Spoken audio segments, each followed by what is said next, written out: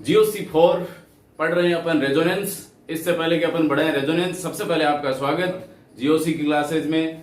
हम पढ़ रहे हैं यहाँ पर केमिस्ट्री धाम के YouTube चैनल पे GOC, और GOC की ये चौथी क्लास अपनी। GOC की इससे पहले की 3 क्लासें हो चुकी हैं। अपन पढ़ रहे हैं इलेक्ट्रॉनिक डिस्प्लेसमेंट, एक परमानेंट एक टेम्पोररी। परमानेंट में अपन ने पढ़ा अब तक इंडक्टिव इफेक्ट, और आज का अपना टॉपिक रहेगा रेजोनेंस। देखिएगा, मेरा पहले भी आपसे निवेदन था, आप सभी से मैं बार बार कह रहा हूं कि जब तक GOC चल रही है आपको पहला GOC का पहला पार्ट पढ़ना है, उसके बाद दूसरा, फिर तीसरा, क्रमशः आप चलेंगे। यदि कोई आज ही नए सिरे से मेरा ये रेजोनेंस वाला टॉपिक पढ़ रहा है तो इससे पहले मैं चाहूंगा कि भाई आप सब पहली 1 नंबर का जो GOC वाला वीडियो है वो जरूर देख लें, फिर 2, फिर 3। साथ ही मेरा निवेदन रहेगा आप वीडियो को स्क्रॉल ना करें, शुरू से लेकर के अंत तक कंटिन्यू चलने दें, क्योंकि वीडियो जो बनाया जा रहा है वो बहुत ही शॉर्ट और लिमिटेड टाइम का बनाया जा रहा है। इस बीच में जितना भी मान लीजिए 25, 30, 40 मिनट का जो भी वीडियो बनता है उसमें महत्वपूर्ण जानकारियां देने का ही प्रयास रहता है। इसलिए स्क्रॉल ना करते हुए शुरू से लेकर के अंत तक पूरा वीडियो जरूर देखें। तो लीजिए शुरू करते हैं, और शुरू करने के साथ ही पुनः निवेदन करूंगा कि यदि पसंद आए तो बिल्कुल लाइक कीजिए, शेयर कीजिए, सब्सक्राइब कीजिए। तो शुरू करते हैं रेजोनेंस के साथ। अब देखिए रेजोनेंस को अपन अनुनाद कहते हैं। तो अनुनाद से मेरा तात्पर्य क्या है, यहां पर देखिए ये टर्म कैसे आई है। देखिए बहुत सारे ऐसे संकुल, ऐसे अणु देखने को मिलते हैं कि उनकी खूब सारी प्रॉपर्टी होती है, लेकिन सभी प्रॉपर्टी जो है अणु की एक ही संरचना के द्वारा समझाई नहीं जा सकती। यानी बहुत सारे ऐसे अणु मिलते हैं कि उनकी प्रॉपर्टी एक अणु की एक लुईस संरचना द्वारा समझाई नहीं जा सकती। जैसे यहां पर जैसे रेजोनेंस का नाम आता है तो आपके माइंड में आता होगा एक ये बेंजीन नुमा जो बेंजीन है ये अपने माइंड में आता है कि भाई इसमें रेजोनेंस होता है। अपने सुना हुआ भी होता है, जैसे 11th क्लास में शुरू करते हैं, और बाकी हायर क्लासेज वालों को तो पता चल जाता है कि रेजोनेंस के मतलब अपन बेंजीन की अपन चर्चा कर रहे हैं यहाँ पर। लेकिन बेंजीन ही नहीं, चाहे साइक्लिक हो चाहे नॉन साइक्लिक हो, सब में ये फिनोमिनन आता है। अपन ने शुरू कर रहे हैं, मैं बता रहा हूं आपको, नीचे से बॉटम से उठा रहा हूं, टॉप तक लेके जाने वाला हूं इसको। तो यहां पर देखिएगा रेजोनेंस। अब इस बेंजीन की अपन 2 प्रकार की संरचनाएं पढ़ते हैं, एक ये रही और दूसरी ये वाली। और तीसरी संरचना जो है उसे अपन रेजोनेंस हाइब्रिड कहते हैं, अनुनाद संकर। ठीक है, यह बनता कैसे है? यह बनता इस प्रकार से कि भाई पाई इलेक्ट्रॉनों की शिफ्टिंग ये होगी तो ये पाई बॉन्ड यहां आ गया, ये वाला यहां आ जाएगा और ये वाला यहां आ जाएगा। जब अपन अनुनादी संरचनाएं पढ़ते हैं तब अपन इसको बनाएंगे, बनाने से अपने को पता चल जाएगा। तो यहां पर ये रही। तो इस बेंजीन की अभी मैंने आपके सामने 3 संरचनाएं बनाई हैं। अब जब बेंजीन की टेस्टिंग शुरू हुई तो बेंजीन में क्या होता है साहब, 3 तो होते हैं डबल बॉन्ड और 3 होते हैं सिंगल बॉन्ड। सिंगल बॉन्ड मतलब कार्बन कार्बन के बीच में सिंगल बॉन्ड।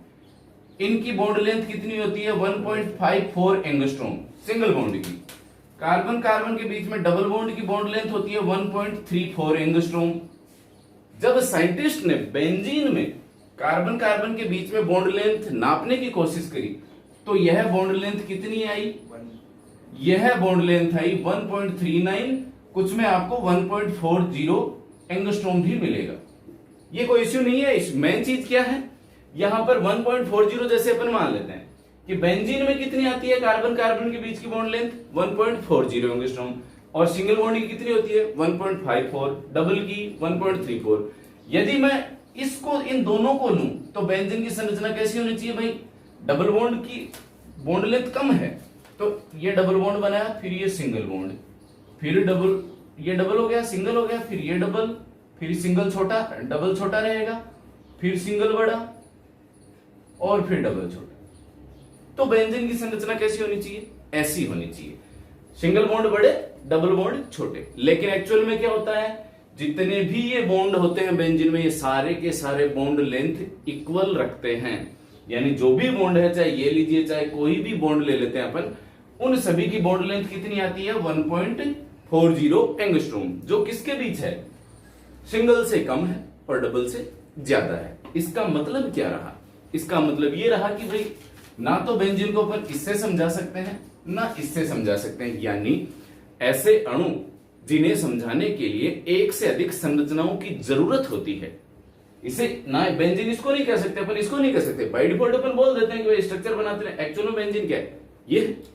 तो यहां पर ये जो संरचनाएं बनी है, इन संरचनाओं को अपन कहते हैं अनुनाद संरचनाएं या अनुनादी संरचनाएं, रेजोनेटिंग स्ट्रक्चर, रेजोनेटिंग स्ट्रक्चर। अब यहां पर मैं ये कह रहा हूं कि भाई जो भी बेंजीन की अपन बात कर रहे हैं, तो बेंजीन के अंदर यदि बेंजीन को समझाने हेतु एक से अधिक संरचनाओं की आवश्यकता पड़ती है, तो फाइनली रेजोनेंस की परिभाषा निकल के आ रही है कि वे अणु जिन्हें एक ही लुईस संरचना द्वारा समझाया जाना संभव ना हो और इस हेतु उन्हें समझाने हेतु एक से अधिक संरचनाओं की आवश्यकता होती है, तो ये सभी संरचनाएं कहलाती हैं अनुनादी संरचनाएं। और इनका ये जो प्रॉपर्टीज है, ये वाला जो सिस्टम है, यह कहलाता है अनुनाद। इनका जो गुण है समझा करके जो अपन समझा रहे हैं, ये वाला कहला रहा है इनका अनुनाद या रेजोनेंस। बेंजीन में अपन ने बनाया। अब देखिए बेंजीन के अंदर, बेंजीन को ले लेते हैं, हम बेंजीन से शुरू कर रहे हैं, इसको आगे बढ़ा रहे हैं।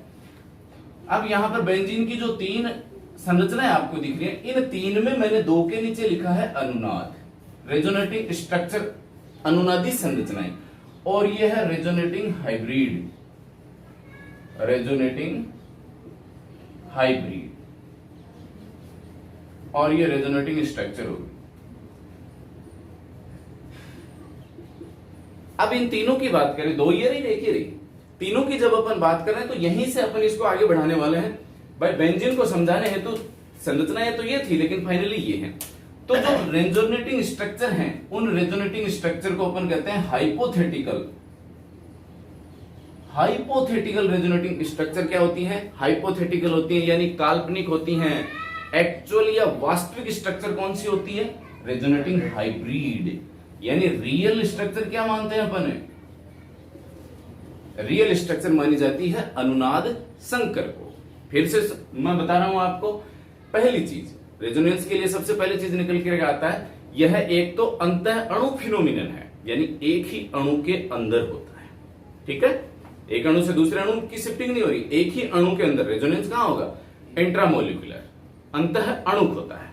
क्लियर? पहली चीज, जैसे बेंजीन का है तो इसके अंदर ही घूम रहे।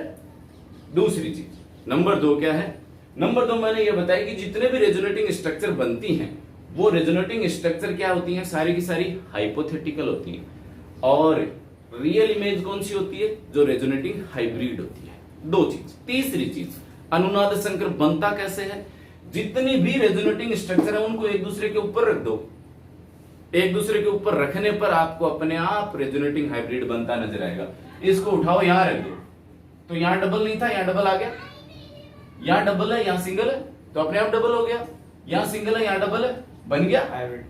ठीक है, तो जो अपना ये हाइब्रिड बन गया है, इस हाइब्रिड जो स्ट्रक्चर है, यह रियल स्ट्रक्चर होती है। इसका मतलब क्या है? इसी में सारी संरचनाएं मौजूद हैं। क्लियर है बात? अब बेंजीन की मैं जो अनुनादी संरचना है वो बना करके आपके सामने रखने वाला हूं, क्योंकि यहां पर रेजोनेंस की 2 क्लासें रहेंगी। पहले में मैं आपको रेजोनेंस कंप्लीट करवा रहा हूं कि होता क्या है, अपने माइंड में सेट हो जाए कि रेजोनेंस है क्या, एक्चुअल में चीज क्या है, भला क्या है। सेकंड में अपन इसकी एप्लीकेशन पढ़ेंगे, जैसा इंडक्टिव इफेक्ट था अपना। तो यहां पर ये रहा अपना बेंजीन। मैंने बेंजीन की इससे शुरू करी है स्टार्ट। आप ये लीजिए, मैंने यहां से शुरू किया, यहां नेगेटिव, यहां पॉजिटिव, ये डबल, ये डबल, ये इलेक्ट्रॉन बॉन्ड का फॉर्मेशन करते हैं, बॉन्ड है वो इलेक्ट्रॉन में कन्वर्ट। तो यहां ये आ गया नेगेटिव, ये पॉजिटिव, यहां डबल, यहां डबल। अगले पद में क्या रहेगा? ये बॉन्ड फॉर्मेशन करेगा, जो पाई बॉन्ड है वो इलेक्ट्रॉन के रूप में जाएगा। तो यहां डबल, यहां डबल, ये पॉजिटिव, यही। और अगली स्टेप रहेगी अपनी, ये रही पॉजिटिव खत्म, और इसके आगे बना दिया मैंने रेजोनेंस हाइब्रिड। ठीक है, तो ये तो हो गई हाइब्रिड। अब जैसे इनकी एनर्जी की बात करते हैं, ये न्यूट्रल संरचना हो गई, ये न्यूट्रल संरचना हो गई। अब एक नाम आता है most contributing resonating structure, MCRS, most contributing resonating structure. यानी जो एक्चुअल में बेंजीन क्या, बेंजीन तो ये है ना, यही तो है बेंजीन। इस बेंजीन के निर्माण में ये जो मैंने 1 2 3 4 और 5 संरचनाएं आपके सामने दिखाई हैं, इन पांचों संरचनाओं में से सबसे ज्यादा योगदान किस संरचना का है? ठीक है, ये तो वास्तविक संरचना है। इस संरचना में इन पांचों संरचनाओं को अपन कहते हैं, पांचों की पांचों संरचनाएं कहलाती हैं रेजोनेटिंग स्ट्रक्चर। पांचों संरचनाएं रेजोनेटिंग स्ट्रक्चर कहलाती है, अनुनाद संरचनाएं। लेकिन इन पांचों में से वो संरचनाएं कौन सी हैं जिसका योगदान इसके निर्माण में सर्वाधिक होता है? तो वो पांचों संरचनाएं, जाहिर सी बात है, स्टेबिलिटी की जब अपन बात करते हैं तो न्यूट्रल सबसे ज्यादा स्टेबल होता है, उदासीन, और उसके बाद चार्ज्ड स्पीसीज आती है। ठीक है, तो सबसे ज्यादा स्टेबल कौन होगी? ये 1 नंबर वाली, 2 3 4 और 5, 1 और 5, यही है उदासीन दोनों। तो ये इन दोनों संरचनाओं का योगदान सर्वाधिक होता है। बची ये 3 संरचनाएं, इन 3 संरचनाओं का योगदान न्यूनतम होता है। योगदान का मतलब ये कि सबसे, अब मैं एनर्जी की बात करने वाला हूं, यहां पर अनुनाद ऊर्जा क्या हो रही है समझाने वाला हूं। रेजोनेंस का मतलब क्या रहा कि सबसे कम ऊर्जा की तो हो गई ये अनुनाद। भाई सबसे ज्यादा स्थायी कौन होता है? जिसकी ऊर्जा कम होती है। तो अनुनाद संकर सबसे कम ऊर्जा का हो गया। फिर इस अनुनाद में किसका योगदान?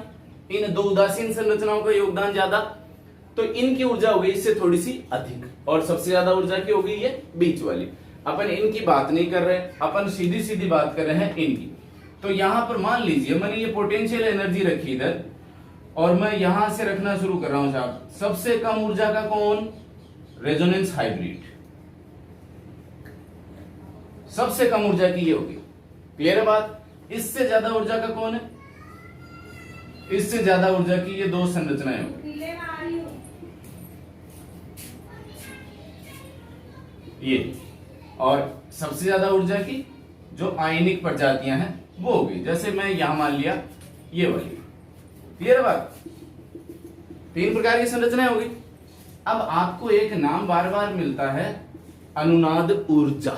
ये अनुनाद ऊर्जा क्या होती है? यहां ध्यान दीजिएगा, मैं कह रहा हूं आपको सबसे कम ऊर्जा के कौन? अनुनाद संकर। इससे ज्यादा का वो संरचनाएं मोस्ट कंट्रीब्यूटिंग रेजोनेटिंग स्ट्रक्चर, सबसे ज्यादा इस संरचना में सबसे ज्यादा योगदान देने वाली रेजोनेटिंग संरचनाएं। ठीक है, मोस्ट कंट्रीब्यूटिंग रेजोनेटिंग स्ट्रक्चर, और उसके ऊपर सबसे ज्यादा ऊर्जा वाली आयनिक प्रजाति। इससे मतलब नहीं है, मतलब इन्हीं से अपने को अभी यहां सबसे कम ऊर्जा की यह है, तो मोस्ट कंट्रीब्यूटिंग रेजोनेटिंग स्ट्रक्चर और रेजोनेंस हाइब्रिड, जो रेजोनेंस हाइब्रिड था इसके बीच में जो ऊर्जा का अंतर है उसे अपन कहते हैं रेजोनेंस एनर्जी, अनुनाद ऊर्जा। यानी रेजोनेंस एनर्जी का मतलब क्या रह गया? Resonance energy is equal to क्या रहा? Resonance hybrid minus most contributing resonating structure. क्या रहा? इसकी ऊर्जा माइनस इसकी ऊर्जा। अनुनाद संकर और सर्वाधिक योगदान देने वाली संरचनाओं के बीच ऊर्जा का अंतर जो है उसे अपन कहते हैं रेजोनेंस ऊर्जा, रेजोनेंस एनर्जी। और इसका मान बताइए अब कैसा रहेगा? धनात्मक, ऋणात्मक, कैसा रहेगा? सबसे नीचे कौन है? Resonance hybrid. मतलब इसमें से किसको घटा रहे हैं? मोस्ट कंट्रीब्यूटिंग को घटा रहे हैं। इसका मतलब इसका मान ज्यादा, इसका मान कम, तो रिजल्ट क्या आना है? नेगेटिव, ऋणात्मक आना ना। इसका मतलब रेजोनेंस एनर्जी हमेशा क्या होगी? ऋणात्मक होती है। पहली चीज, यहां तक कोई दिक्कत नहीं है, हो गया?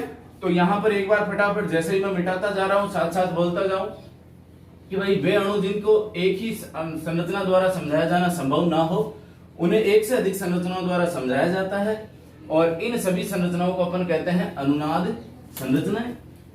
और अनुनाद संरचनाओं में जिन संरचनाओं का योगदान सर्वाधिक होता है वो कहलाती हैं मोस्ट कंट्रीब्यूटिंग रेजोनेटिंग स्ट्रक्चर। ठीक है, चलिए इसको बढ़ाते हैं आगे, अनुनाद की अपन बात करते हैं। और अब यहां ले लेते हैं कोई एक एग्जांपल,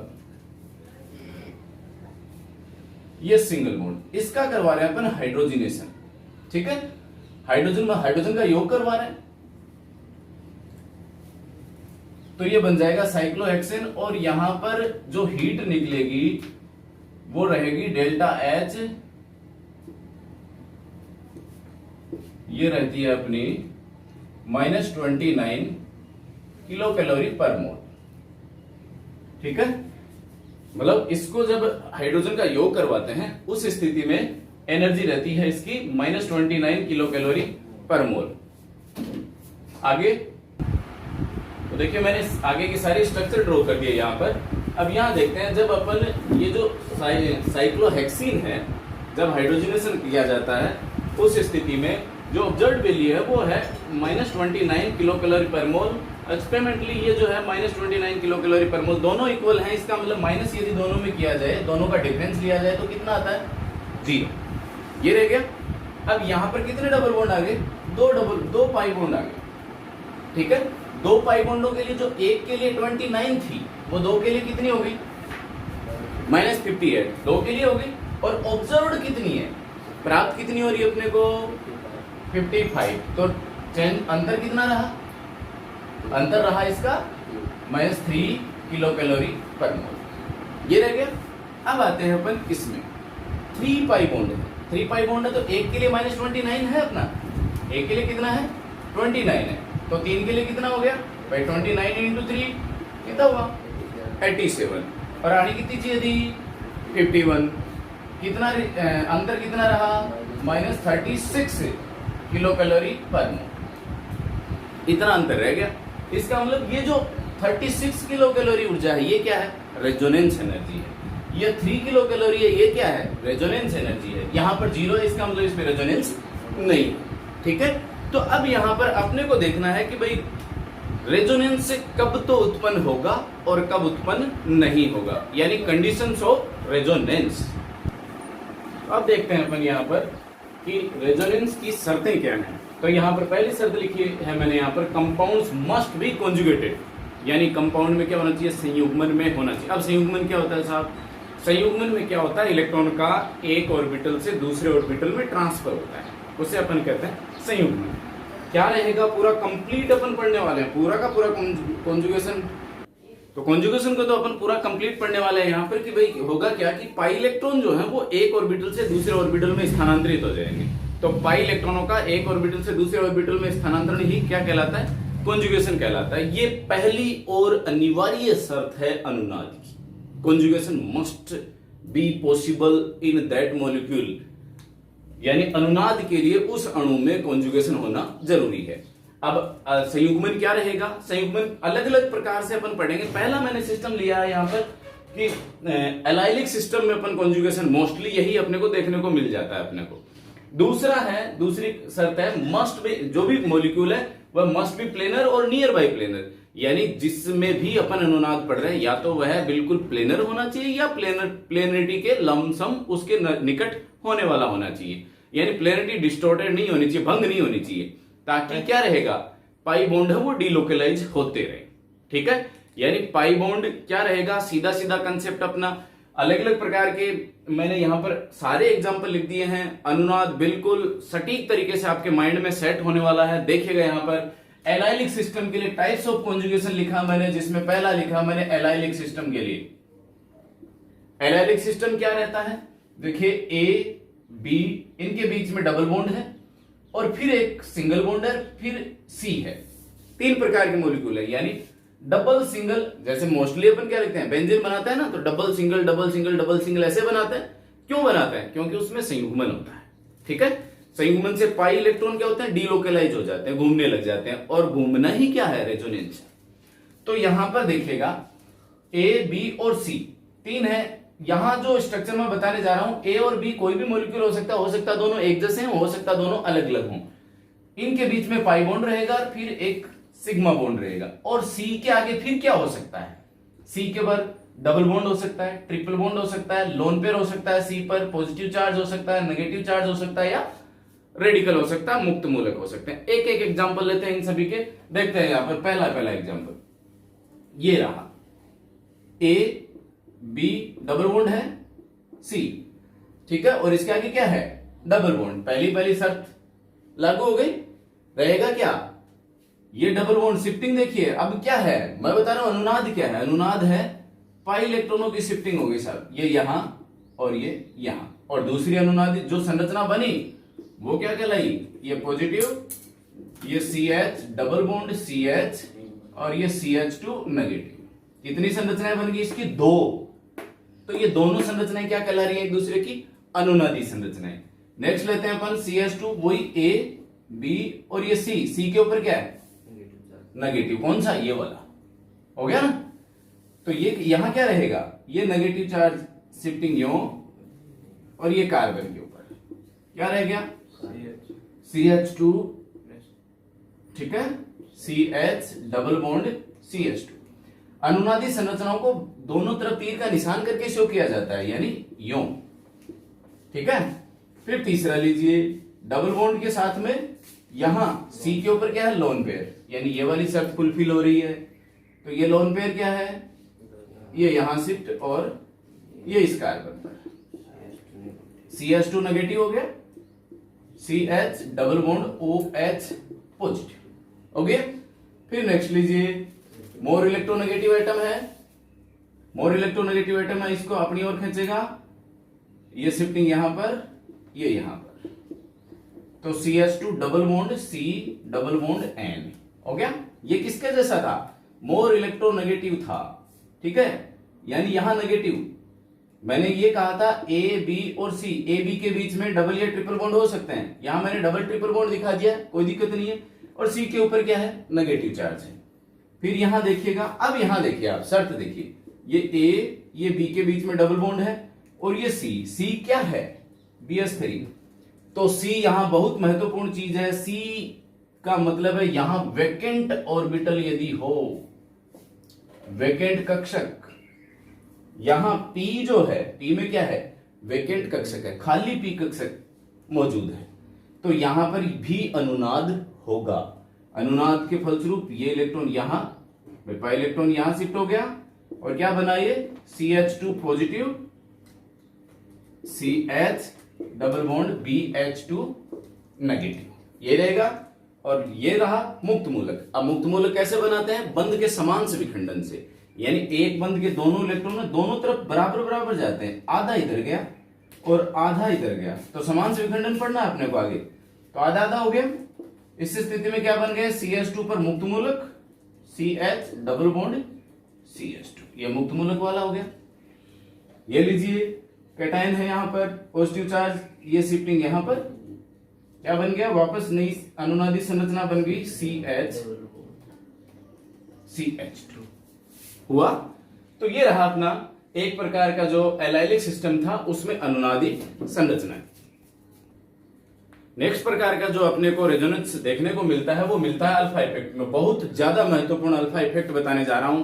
जब भी अपने कंपटीशन एग्जाम में बैठते हैं तो 3 कंपाउंड अलग प्रकार के दे देते हैं और चौथा अल्फा इफेक्ट वाला डाल देता है, वहीं पर अपन कंफ्यूज हो जाते हैं, अपन उसी के पीछे पड़े रहते हैं। तो ध्यान दीजिएगा, यहाँ पर अल्फा इफेक्ट क्या रहता है, जब भी लोन पेयर है वह पॉजिटिव चार्ज के निकट होता है, यानी दोनों एक दूसरे के निकटवर्ती होते हैं। यहां ये पॉजिटिव चार्ज और इस ऑक्सीजन के ऊपर क्या है, लोन पेयर है, ठीक है। ऐसा यहां पॉजिटिव चार्ज है और यहां इस नाइट्रोजन पे लोन पेयर, यहां पॉजिटिव चार्ज ऑक्सीजन पर लोन पेयर। तो यहां पर जब भी ये एडजस्टेंट होते हैं तो यहां एक अनुनादी संरचना ये बनती है अल्फा स्थिति पर, और ये बन जाता है CH2 डबल बॉन्ड OH, और यहां आ जाता है पॉजिटिव चार्ज। यानी जब भी लोन पेयर पॉजिटिव चार्ज के निकट होता है, उस स्थिति में एक नए पाई बॉन्ड का निर्माण हो जाता है, ठीक है। यहां पाई बॉन्ड नहीं होता, नया पाई बॉन्ड बन जाता है। नए पाई बॉन्ड के निर्माण से बहुत ज्यादा मात्रा में हीट है वो इवॉल्व होती है, बाहर निकलती है, रिलीज होती है, फलस्वरूप इसमें स्थायित्व बढ़ जाता है। इसे अल्फा इफेक्ट के नाम से जाना जाता है। तो समझ गए अल्फा इफेक्ट। जब भी पाई लोन पेयर और पॉजिटिव चार्ज एक दूसरे के निकट हो तो लोन पेयर है पॉजिटिव चार्ज की तरफ शिफ्ट होकर के पाई बॉन्ड का निर्माण कर लेता है, और इसे अपन कहते हैं अल्फा इफेक्ट। ये हो गया। अब यहां पर लोन पेयर ये रहा, पॉजिटिव चार्ज यहां देखिए खत्म हो गया, यहां पॉजिटिव चार्ज, ये नाइट्रोजन डबल बॉन्ड और ये हो गया, और तीसरा यहां पर ये शिफ्टिंग इधर। तो अल्फा इफेक्ट की वजह से जो कंपाउंड है वो मोस्ट स्टेबल कंपाउंड बन जाता है। अल्फा इफेक्ट की वजह से कंपाउंड मोस्ट स्टेबल कंपाउंड बन जाता है, फलस्वरूप इसमें स्टेबिलिटी बढ़ जाती है। अब यहां देखिएगा, नेक्स्ट में आपको इसी में पढ़ा देता हूं। इसमें 2 प्रकार के लोन पेयर है, एक वो लोन पेयर जो डिलोकलाइजेशन में भाग ले रहा है, ठीक है, तो यह इस लोन पेयर को अपन कहते हैं डीलोकलाइज्ड लोन पेयर। अनुनाद में भाग ले रहा, एक ये लोन पेयर है जो अनुनाद में भाग नहीं ले रहा, इसे कहा जाता है लोकलाइज्ड लोन पेयर। क्लियर है बात? अनुनाद में कौन भाग ले रहा है? डीलोकलाइज्ड। यदि ऐसी स्थिति हो, जैसे अपन पिरिडिन की बात करें, पिरिडिन में दोनों ही हैं, ये लोन पेयर भी है और पाई बॉन्ड भी है, तो यदि ऐसी स्थिति हो लोन पेयर और पाई बॉन्ड दोनों हो, तो वहां पर जो रेजोनेंस में कौन भाग लेता है? पाई बॉन्ड भाग लेता है, लोन पेयर भाग नहीं लेता। यदि कोई ऐसा अणु हो जिसमें दो लोन पेयर हो, तो उसका एक लोन पेयर रेजोनेंस में भाग लेता है, जिसे अपन डीलोकलाइज्ड लोन पेयर कहते हैं, और एक नॉन जो रेजोनेंस में भाग नहीं लेता उसे लोकलाइज्ड पेयर कहा जाता है। अब लेते हैं अपन रेजोनेंस जो है, जिस प्रकार से इंडक्टिव इफेक्ट दो प्रकार का था, प्लस आई माइनस आई, ठीक उसी प्रकार से रेजोनेंस भी दो प्रकार का, एक प्लस आर और दूसरा minus R. Plus R effect कब लगता है? जब मॉलिक्यूल में इलेक्ट्रॉन दिए जाते हैं, यानी यदि कोई इलेक्ट्रॉन डोनेटिंग ग्रुप जुड़ा हुआ है तो उसका इफेक्ट होता है, वो प्लस आर इफेक्ट कहलाता है। यदि मॉलिक्यूल से कोई इलेक्ट्रॉन खींच रहा है अपनी तरफ, तो उसको अपन कहते हैं कि इसका प्रभाव है माइनस आर प्रभाव। तो डोनेटिंग कौन होगा? जिसके पास इलेक्ट्रॉन घनत्व ज्यादा मात्रा में होगा, यानी loan pair containing species is called donating species, यानी जिसके पास भी एकाकी इलेक्ट्रॉन युग्म होगा वह क्या होगी? वह दाता प्रभाव रखती है, प्लस आर प्रभाव। जैसे यहां एक दो एग्जाम्पल मैंने लिखे हैं, NH2 ग्रुप है, लोन पेयर होने की वजह से दाता प्रभाव रखता है। यहां पर ऑक्सीजन के ऊपर दो लोन पेयर FCl-BrI, सबके पास लोन पेयर मौजूद हैं। तो ये तो रही प्लस आर वाली। जब माइनस आर की अपन बात करते हैं तो माइनस आर स्पीसीज में क्या रहता है? यहां पर देखिएगा लोन पेयर हो भी सकता है, लेकिन वह लोन पेयर इसके डोनेशन में काम में नहीं आता। ठीक है, यहां पर मोस्टली तो आपको क्या मिलेगा? लोन पेयर कंटेनिंग स्पीसीज मिलेगी ही नहीं, वहां लोन पेयर नहीं मिलता है, हार्डली जो रूल है इसका माइनस आर का। लेकिन यदि कभी इस प्रकार की कंडीशन मिल भी जाए तो भी हमेशा ध्यान रहे कि वह रिंग को अंदर दिया जाने वाला लोन पेयर नहीं होना चाहिए। तो यहां जब इसकी बात करते हैं, electron withdrawing group, oxygen electron खींच लेता है, कोई लोन पेयर इसके पास मौजूद नहीं है, इनके पास कोई लोन पेयर मौजूद नहीं है, नाइट्रोजन बाहर की तरफ खींच लेता है, यहां पर ऑक्सीजन बाहर की तरफ, यहां बाहर की तरफ, यहां बाहर की तरफ। फलस्वरूप रहे क्या? ये रिंग से या किसी भी तंत्र से इलेक्ट्रॉनों को अपनी ओर खींचने का प्रभाव रखते हैं। अब यहां एक छोटी सी चीज मैं आपको बताना चाहूंगा, plus R minus R plus M minus M, plus M minus M कल की क्लास में रहेगा अपना। यहां मैं आपको थोड़ा सा आइडिया जरूर दे देता हूं। प्लस एम माइनस एम को अपन मेजोमेरिक इफेक्ट बोलते हैं, मेजोमेरिक इफेक्ट।